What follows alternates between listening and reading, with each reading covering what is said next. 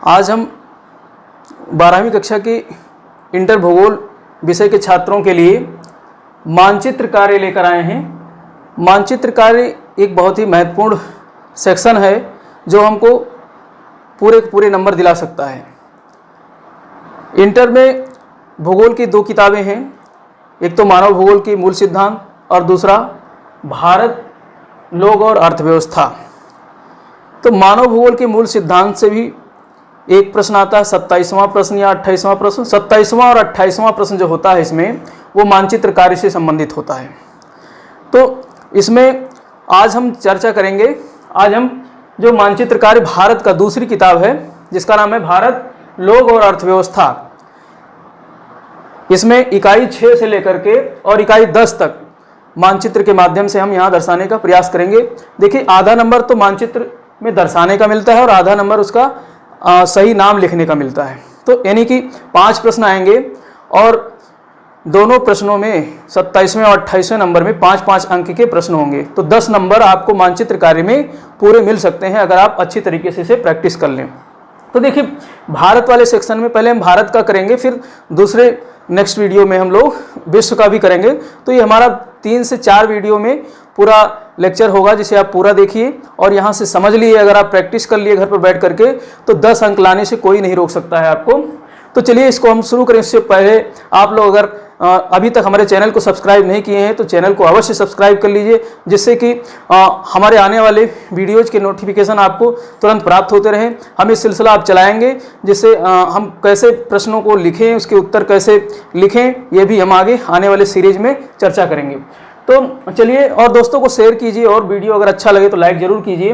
तो चलिए हम शुरू करते हैं। भारत के बारे में पहले मोटा मोटी आप समझ लीजिए कि भारत में राज्य कितने हैं और कितने केंद्र शासित प्रदेश हैं। तो इसको हमने यहाँ पर सीमांकित किया है, राज्यों के बारे में सीमा से अंकित किया है राज्य कौन कौन से हैं। तो देखिए 28 राज्य जो हैं इस समय, अभी 2 तो केंद्र शासित प्रदेश नए बनाए गए हैं, उसको भी आप जानना जरूरी है, लद्दाख और जम्मू कश्मीर। इसके अलावा जो है 28 राज्यों में आप यहाँ से चलेंगे तो हिमाचल प्रदेश, पंजाब, हरियाणा, उत्तराखंड, उत्तर प्रदेश और ये एनसीआर वाला दिल्ली वाला क्षेत्र हो गया, और ये एनसीआर दिल्ली, राजस्थान, गुजरात और मध्य प्रदेश, छत्तीसगढ़ और महाराष्ट्र, इसी प्रकार से यहाँ पर बिहार, और ये आपका हो गया झारखंड, पश्चिम बंगाल, उड़ीसा, आंध्र प्रदेश, तेलंगाना, और ये आपका छोटा सा राज्य गोवा हो गया, और फिर ये कर्नाटक, केरल और तमिलनाडु। ठीक है, तो इस तरीके से ये मुख्य भूमि के राज्य हुए कुछ। और इन राज्यों में जो है आपको दर्शाने के लिए जो आएगा, इकाई 6 की अगर हम बात करें तो इकाई 6 में कुछ इस प्रकार से प्रश्न आएंगे। जनसंख्या और मानव विकास, ये 2 खंड हैं इकाई 6 में।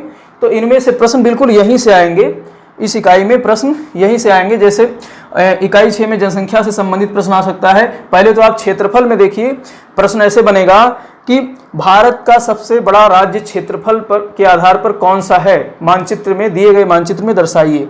तो आपको राजस्थान दर्शाना है। तो इस तरीके से यहाँ पर आप लिखेंगे नंबर 1 और ये हो जाएगा आपका राजस्थान। क्षेत्रफल में सबसे बड़ा राज्य हो गया राजस्थान। ठीक है, तो ये आपको पूरे नंबर, इसका नाम भी लिख देंगे राजस्थान और दर्शा देंगे, पूरा नंबर आपको मिल जाएगा। और यहीं पर अगर छोटा राज्य पूछता, देखिए एक ही चीज पूछेगा, छोटा राज्य अगर पूछता क्षेत्रफल में तो कौन सा राज्य है, गोवा। तो ये हो गया आपका, यहाँ दर्शा देंगे नंबर 2 हो गया कौन सा, गोवा। इसी में 1, 2 करके ऐसे नंबरिंग करते हुए चलेंगे हम। और जनसंख्या में सबसे बड़ा राज्य, जनसंख्या जिसकी सबसे अधिक है, सबसे बड़ा राज्य जनसंख्या में कौन सा है, तो आपका ये वाला प्रदेश हो गया उत्तर प्रदेश, जो कि ये यूपी हो गया जनसंख्या में सबसे बड़ा राज्य। और सबसे छोटा राज्य जनसंख्या में कौन सा है, तो सिक्किम हो गया। कौन सा, ये हो गया आपका सिक्किम। इस तरीके से आप यहाँ दर्शा देंगे और लिख भी देंगे तो आपको नंबर पूरे मिल जाएंगे।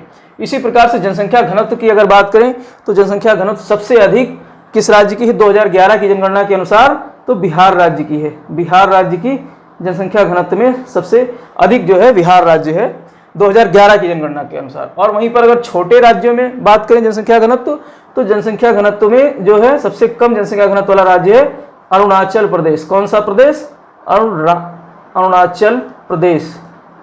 ठीक है, और इसी प्रकार से साक्षरता की बात करें तो सबसे अधिक साक्षर राज्य कौन सा है, तो केरल राज्य है। सबसे अधिक साक्षर राज्य कौन सा है, तो केरल राज्य है। यहाँ पर आप केरल लिखेंगे और नंबर दर्शा देंगे। और इसी प्रकार से न्यूनतम साक्षरता राज्य कौन सा है, सबसे कम साक्षर राज्य कौन सा है, तो आपका ये बिहार हो गया। लिंगानुपात की बात करें तो सर्वाधिक लिंगानुपात किस राज्य का है, तो केरल।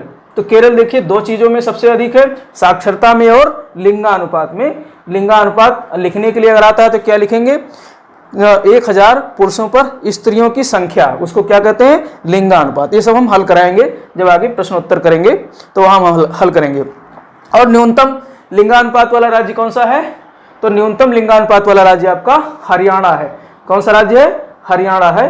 यह है आपका हरियाणा। तो ये न्यूनतम लिंगानुपात वाला राज्य है।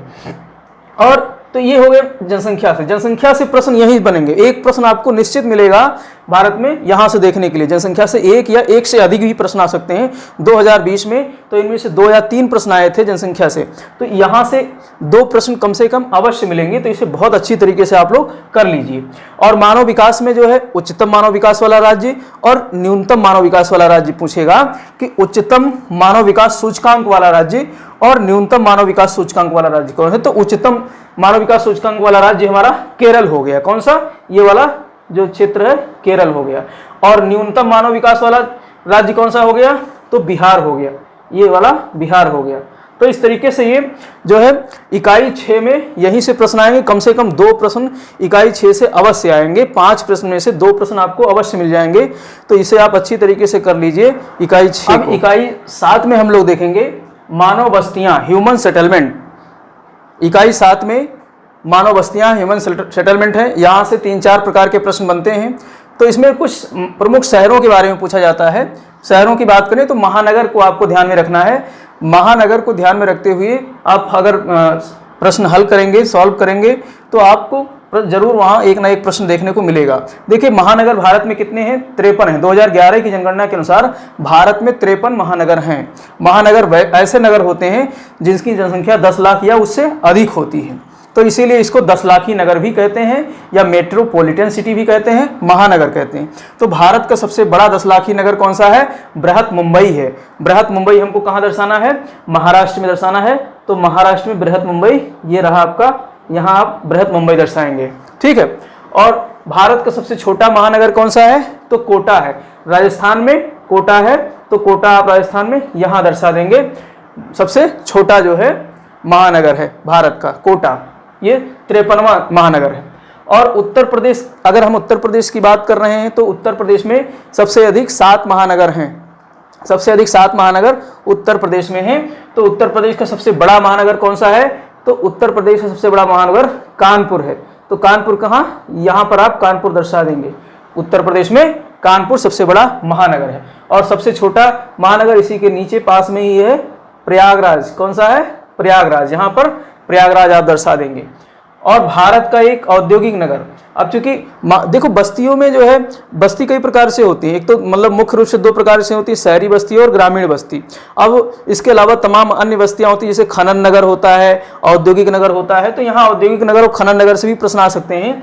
तो ऐसे पूछ लेगा भारत के किसी एक औद्योगिक नगर को भारत के मानचित्र में दर्शाइए। तो भारत में औद्योगिक नगर तो कई हैं, तो उसमें आप कानपुर भी दर्शा सकते हो। उत्तर प्रदेश में आप कानपुर भी दर्शा सकते हो, जो कि हमने यहाँ बताया सबसे बड़ा महानगर है। तो कानपुर भी आप दर्शा सकते हो, ठीक है। ये है कानपुर हमारा।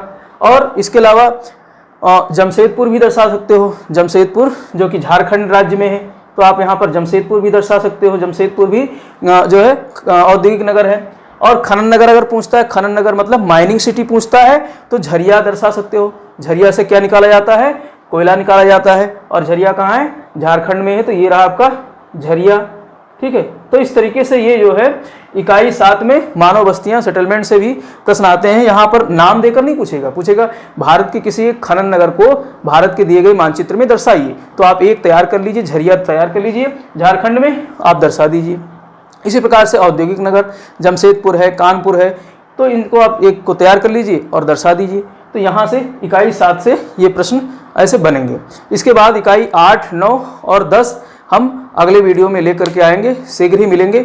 और इसे आप तब तक प्रैक्टिस कीजिए। इसके बाद में एक हम कंप्रहेंसिव वीडियो लेकर आएंगे जिसमें इकाई 6, 7, 8, 9 और 10 से लेकर के सब कंपोजिट प्रश्न हल कराएंगे, जो बिल्कुल प्रश्न हूबहू आपको परीक्षा हाल में देखने को मिलेगा। तब तक के लिए जय हिंद, जय भारत।